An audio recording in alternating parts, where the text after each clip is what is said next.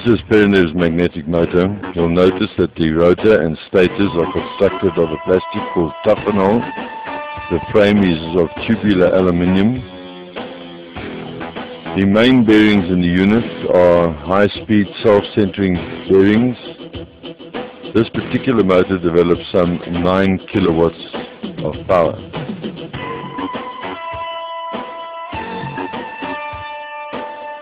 This unit is with the manual speed control, which can be seen now. The later versions have electronic speed control.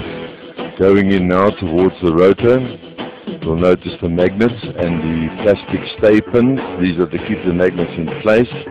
In front of the magnet, you'll notice a half-moon cutout. That is for the new shielding to go in, which we're currently waiting for.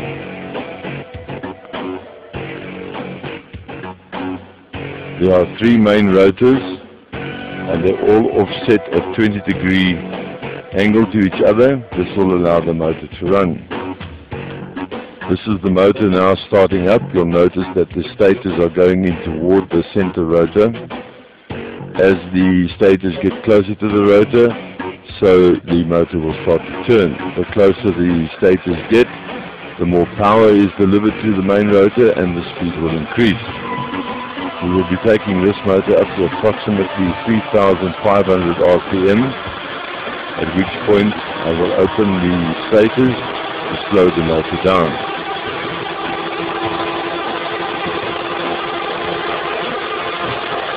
The motor operates at high RPM.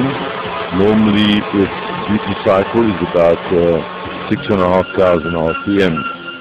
Opening the motor now. This will now begin the slowing down process.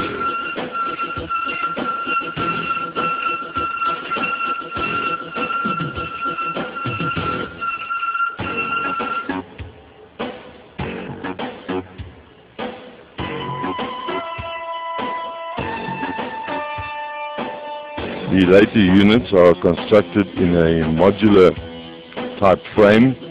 This will allow easy removal of the motor unit from the main alternator assembly for servicing, maintenance and so on. I will be picking up the camera shortly and moving it around the motor.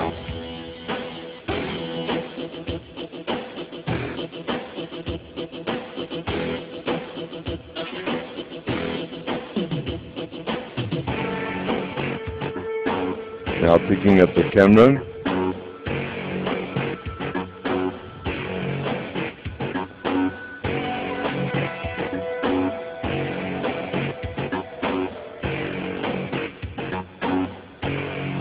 This is the drive side of the motor. The long shaft sticking out is the shaft which will be coupled to the alternator either via a chain or via a multi-V belt. You'll notice the rotor is now coming to a standstill and seesawing on their magnetic fields. This is the bismuth shield that we use to shield the field of the magnet, or to change the shape of the field of the magnet, if you like.